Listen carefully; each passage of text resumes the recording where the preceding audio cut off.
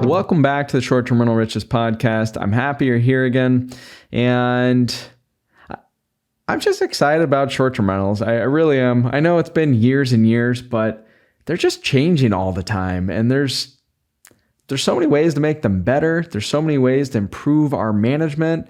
If you've tuned in for a while, you know that we've been managing properties, including my own personal portfolio. We've managed tens of thousands of guests. We've got over 10,000 reviews. We've got superhost status. We've got all that good stuff. We have an amazing team. That's at the foundation of it. So I'm really fortunate to have an amazing team. But there's a lot of factors that affect our short-term rental. And so I started listing these out. And I was also thinking about it because when we try to compare our short-term rentals to a hotel, for example, we can't really do that because hotels or let's take all the rooms in one hotel, for example. They're pretty similar, right? Maybe they have a suite. Maybe they have 2 queens versus 1 king bed. Maybe they have a junior suite. Maybe they have a few different options. But they don't have a ton of different options. They're pretty much the same. And they also don't have their own individual reviews, right? So we can't really compare short-term rentals to the way we evaluate hotels, or it's a lot easier to compare to hotels than it is to compare to short-term rentals. It's also a lot easier to compare to long-term rentals than it is to short-term rentals. 2 long-term rentals, for example, maybe they're both 2 bedrooms, they have 2 baths, and they rent for $2,000 a month. They're similar sizes, but they come vacant. They don't have reviews, all those things. And so I got to thinking and I made this list. It's really long. I don't want to intimidate you, but there are literally endless possibilities and combinations of what is affecting your property, preventing you from comparing it identically to another property. And just to go back to our high school math class for a second, what we're talking about are factorials. And I had to look this up again to refresh my memory. But if we take just 10 different factors, for example, and we come up with all the different combinations of those factors. So let's just say this is, a property that offers instant book versus one that doesn't, versus one that offers pets or allows pets versus one that's near the ocean versus not near the ocean. There's a lot of factors. We're going to jump into the most important ones here in a second. But if we just take 10 of these factors, I had to look this up, that creates millions of different combinations. And just for fun, I did it with 100 factors. And that creates a number, get this, it's 158 digits followed by 24 trailing zeros. I mean, it's literally impossible to compare 2 short-term rentals that have so many different factors that make them unique. Okay, so we're almost there. And before we get into these factors, keep in mind, these are not like your base price or your average daily rate or RevPAR. These are the factors, the levers that you can change with your property. These ones are in regards to pricing that make up those end results, that make up your revenue. Okay, so here it goes. 46 different factors affecting your property and your profitability. And so obviously I can't go into each of these in detail, but you can go over to strriches.com. We've got our awesome new bot there that can search all of our past episodes and find these specific topics for you. All you have to do is ask it. So the first one, seasonality. Number 2, seasonal profiles. What do I mean by seasonal profiles? So on Price Labs or whatever dynamic pricing tool you're using, you can create seasonal profiles. And so if someone has seasonal profiles set up versus someone that doesn't, and they're just using the average numbers that the dynamic pricing tool uses, well, that's going to differentiate your 2 properties. Number 3, this is an obvious one, supply changes. So the number of listings coming into a market, the number of listings stopping, or the amount of new guests coming in. We have number 4, events. Number 5, holidays. Number 6, day of the week pricing. So we know that weekends oftentimes are charging more than during the week. And depending on how you have these factors set up, it's going to differentiate your property. Number 8, we have length of stay discounts. So this is actually something unique to Airbnb. Some of these factors are unique to specific online travel agencies. And so that again just adds to the complexity, the number of things that we need to keep an eye on. But Airbnb has the ability to create length of stay discounts. So you can create a discount for 2 days versus 3 days versus 4 days, so on and so on. Obviously, we can do this on a long-term basis. We've talked about that before using our dynamic pricing tools. We can create weekly and monthly discounts pretty easily, but creating a 3-day discount isn't very regularly available outside of Airbnb. Number 9, we have short-term versus mid-term stay algorithms. What the heck do I mean by that? Well, we've got these dynamic pricing tools that we're using, and they will adjust your prices based on their algorithms.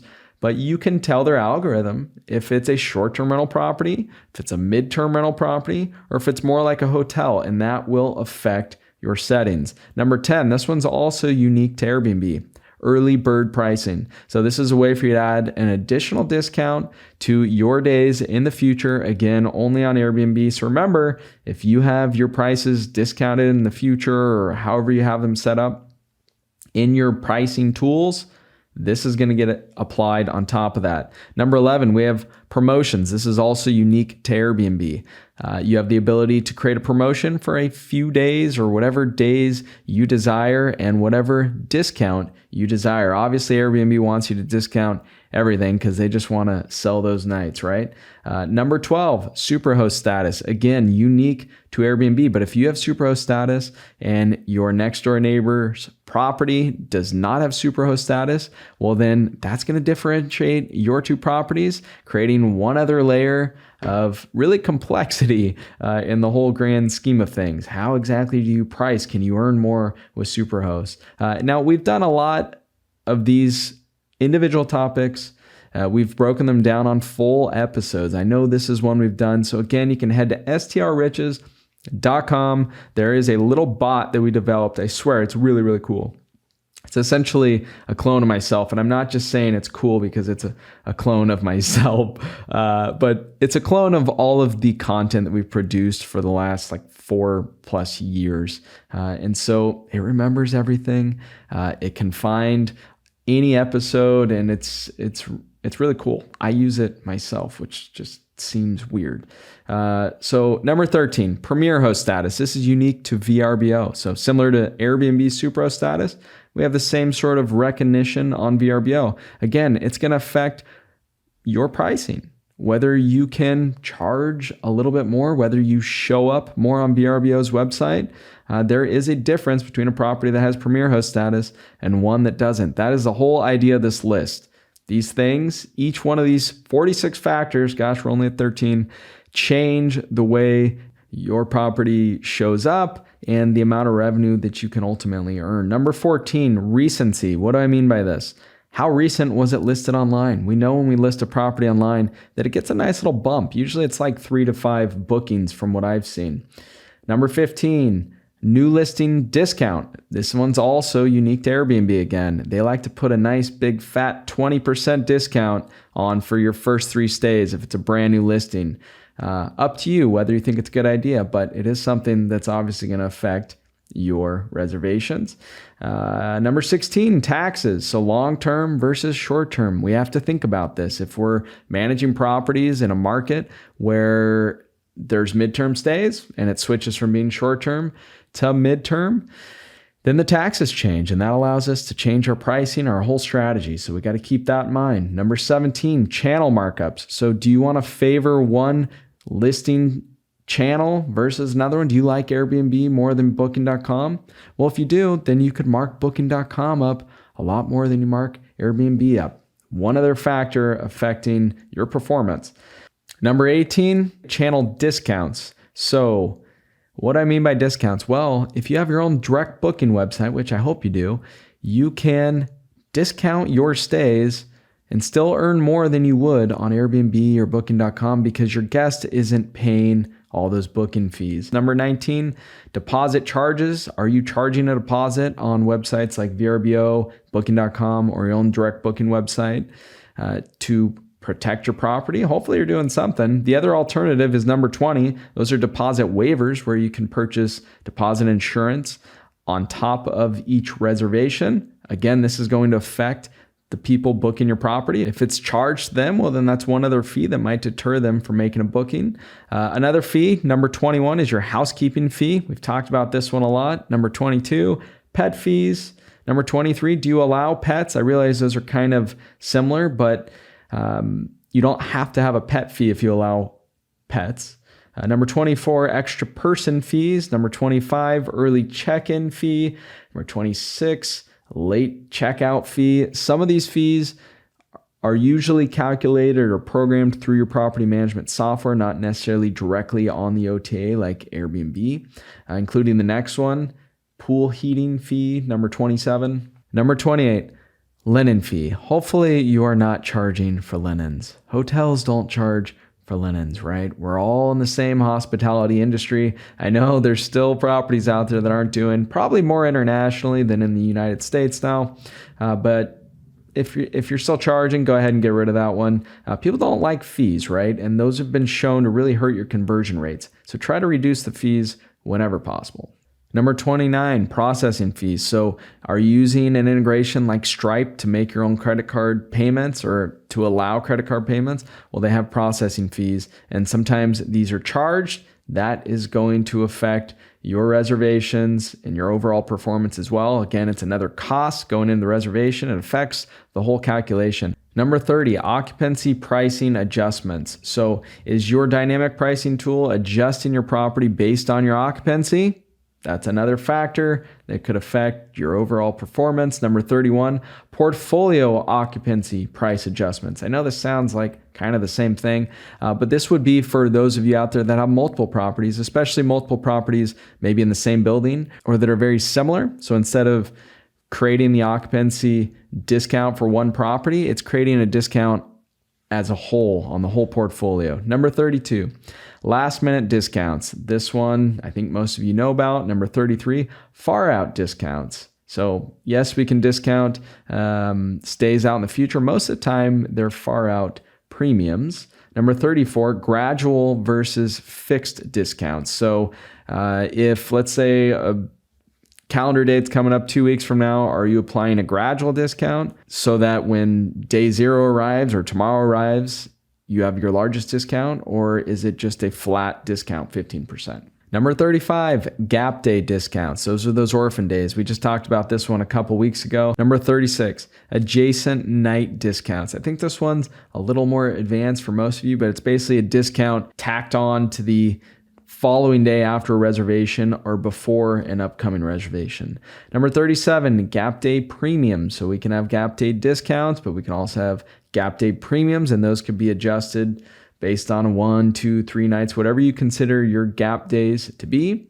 Number 38, we obviously have minimum night settings. That is crucial. And if your minimum nights are too strict, too high, you could be leaving a lot of money on the table. Number 39, minimum reservation value. So you now have a way in most of your dynamic pricing tools to only accept based on a minimum reservation value. Number 40, far out minimum night settings. So these are protecting your calendar essentially far out in the future. So you don't get a 1-night stay in the middle of a 5-night super in-demand event.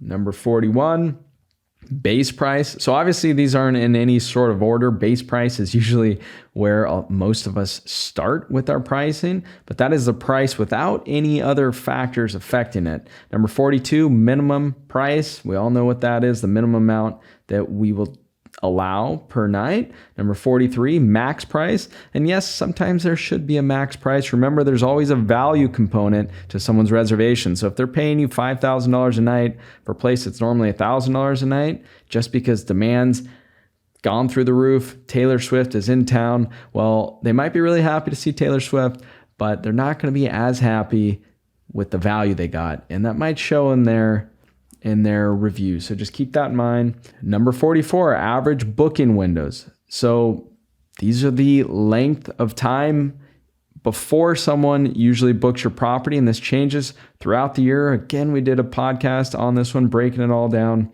Number 45, we're getting there. Date-specific booking windows. So The booking window changes based on specific dates. So again, if Taylor Swift's coming, that place is going to book out years in advance if someone knew years in advance, right? Number 46, almost there. I really should have broke this up into more episodes, but hopefully you found some value in it. Number 46 is owner aggressiveness. And so what do I mean by that? Well, we have all these factors. We went through 46, and this is by no means 100%. This was just me on the plane kind of brainstorming, really jotting them down to get an overview of a lot of the ones that are out there. All of these you really should know. Remember, these are all levers. The more of these you know, the better you know how to program them, compare them to your market, the better your property is going to do. But one that we don't really think about as much is how aggressive do we really want to be?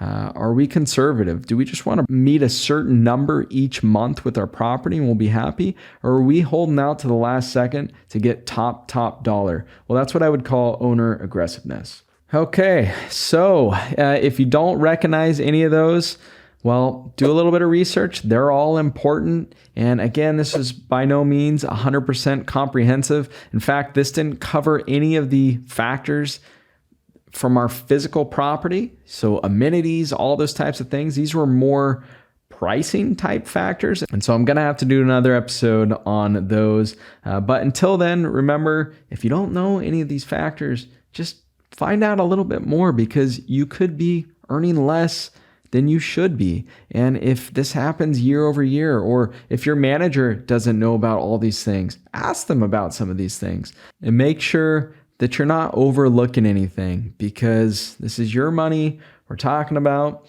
And especially if you're scaling and you're adding more and more properties, then this just multiplies exponentially, right? If you have 10 properties versus 1 and you only know 30 of these 46 metrics or different factors affecting your property, well, then you're not just leaving money on the table with one property, but you're leaving it on the table with 10 properties. So there we have it, 46 items, and there's more to come. Hopefully I didn't freak you out too much. Hopefully I didn't intimidate you too much. There's a lot of opportunity in the short-term rental industry, and this is just another reason why, because there's so many little things that we need to uncover and learn. If you didn't know already, we are helping to manage other people's properties, and we'd love to chat with you to see if your program makes a good fit with our company. You can head to strriches.com. Again, you'll see management services there. Just click on a button, and we'll set up a time to chat via Zoom. Until next time, I hope you have a fabulous week. Want to get on the fast track to financial freedom through short-term rentals? Well, it all starts with the properties you acquire, but you want to make sure that you acquire the right properties. I want to give you my ebook that will show you how to do just that. There is no charge. It's my gift to you for being one of our subscribers. Just go to restmethods.com. That's REST methods.com.